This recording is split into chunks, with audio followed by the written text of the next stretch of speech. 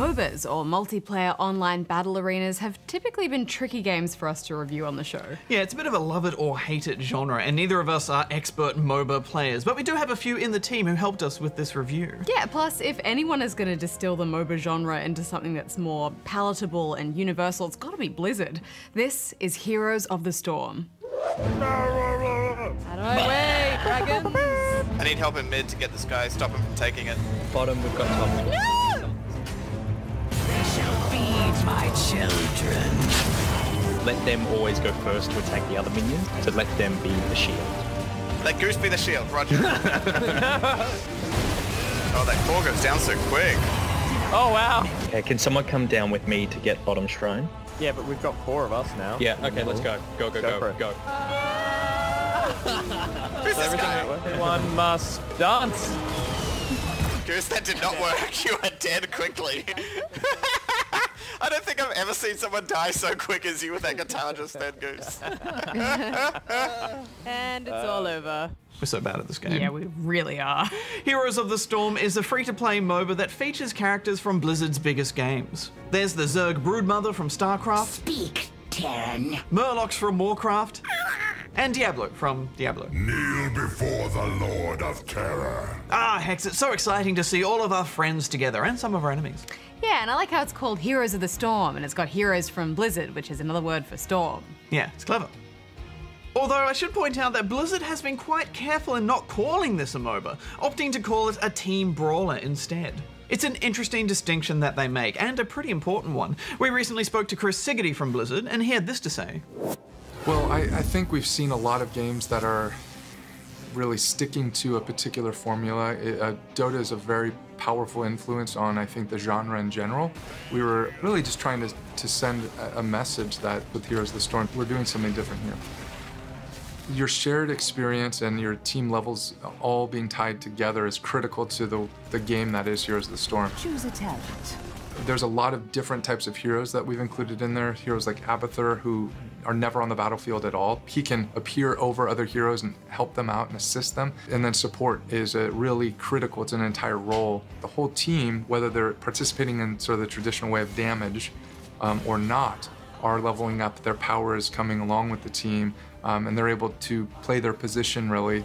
It's allowed heroes to have this differentiation and this character where you can have specialist heroes that are crazy, and I think really allows us to have the largest sandbox possible. This is how it works. A match of heroes consists of 2 teams of 5 player-controlled heroes, with different castable abilities, towers, Attacking a fort by yourself is practically suicide. minions, Don't get cocky, kid. and a base to defend or destroy. Our goal is to destroy the enemy's core. But they've made some pretty interesting alterations to the MOBA formula, haven't they? Yes, they've added mounts, team rather than individual leveling, and neutral mercenary camps that fight for you once you defeat them. Do what must be done. These make for fast-paced games with high mobility, especially on these relatively small maps. Yeah, plus there aren't any items, and you permanently level up heroes with each game you play. Ready, minion? These permanent upgrades unlock new traits or perks to give you more options as you level within a match. I really like this because it rewards you with unlocks for characters you like, so you get some payoff for your time investment in them. Yeah, that's true, but I also feel like it has the potential to make the game a little bit unfair. There can already be a steep learning curve with these games, and if you start giving extra fancy abilities, new players might just get smashed over and over. What? What? That's confusing. What just happened? I don't know, it just seems like a weird choice to me. Yeah, but Blizzard take balance really seriously, and my prediction is that in the long run, these abilities will just be different ways to fight.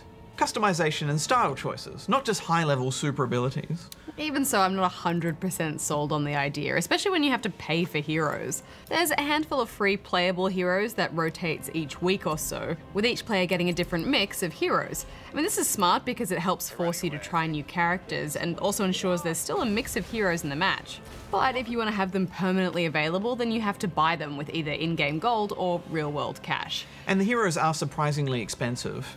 Most cost upwards of $10 or a big stash of in-game gold that would be very, very grindy to obtain.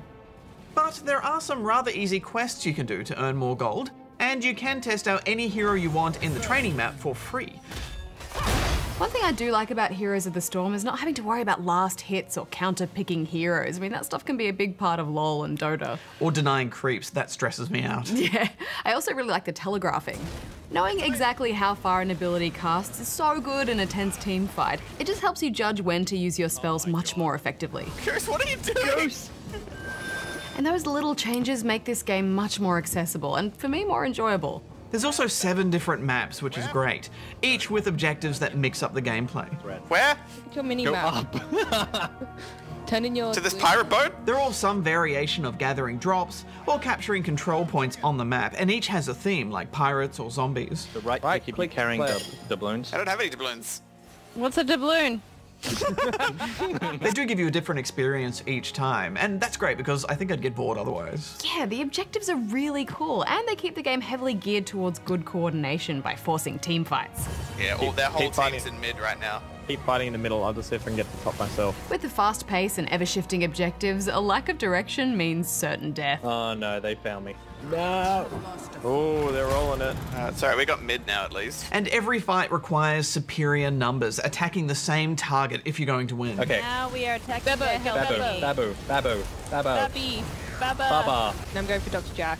Yeah, Dr. Jack. Down. Yay! I also like how it really rewards you for helping your teammates. In fact, you just have to, or you have no chance of success. Ow. I have killed it. Oh! Oh, now. they're on to Okay, me. Baba, They're Baba. on to me. It's a bit of a contrast to games like Dota 2, which can be entirely make or break on the back of a well-fed carry.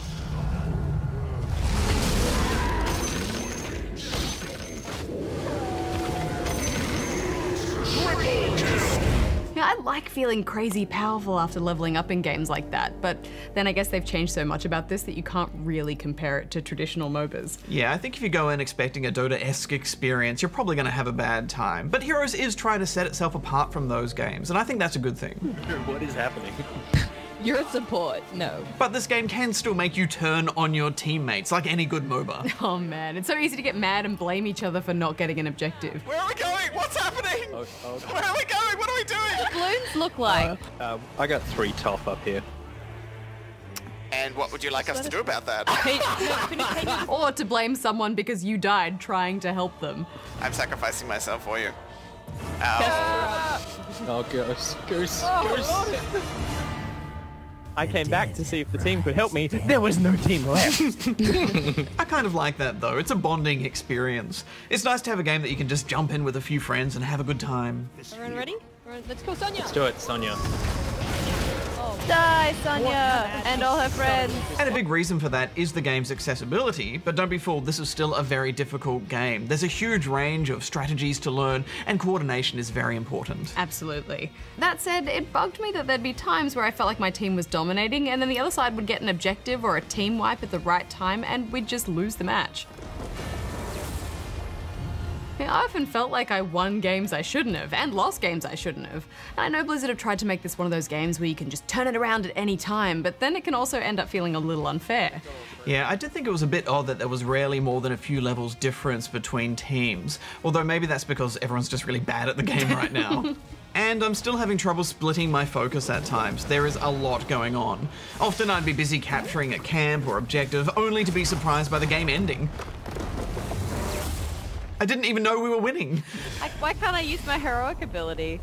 It's because the game is over. One thing I really like about this game though is that with every win or loss, I was learning something. I felt like I was getting better at it. Yeah, and as you get a better feel for each character, you learn ways of using their abilities better. Like when you're playing as Valor, maybe use Vault as a way to escape, not initiate. No, no, no, no, no. I can see that the more you play, the more you're going to get out of this game. And it's quite a beautiful game too. I just like being in this world. It's got that Blizzard polish. This has been designed and crafted from the ground up, and it shows. And everything from the sounds to the names and the characters, it is a feast for Blizzard fans. Oh, Valor's down. But the thing I love most about this game, above everything else, is that I get to put Diablo on a tiny horse. Whoa, look, I'm on a horse. I'm Diablo on a horse. Nothing like watching the Lord of Terror trot his way downtown. Final thoughts, Barjo? Well, I think Heroes of the Storm is a big deal. You know, maybe it's not for those hardcore MOBA players, but the ones I know are pretty dedicated to their game and actually nothing else. So maybe it's just for new players to the genre or someone who just wants something a little different. I think this is a pile of fun either way. I'm giving it 4 out of 5 stars. I am on the fence. I mean, for me, there just isn't a strong enough sense of progression or achievement. And in some ways, the balancing felt like it hampered you when you were doing well. But this is a game that will grow and evolve over time, and, you know, it's classic Blizzard. Accessible, but deep at the same time. I'm giving it 3 out of 5 stars. Sonya. And then Sonya. Anya. Anya. And then Zagara. And now Sergeant Hammer. And quick. Alt F4. And now here's Goose with the news.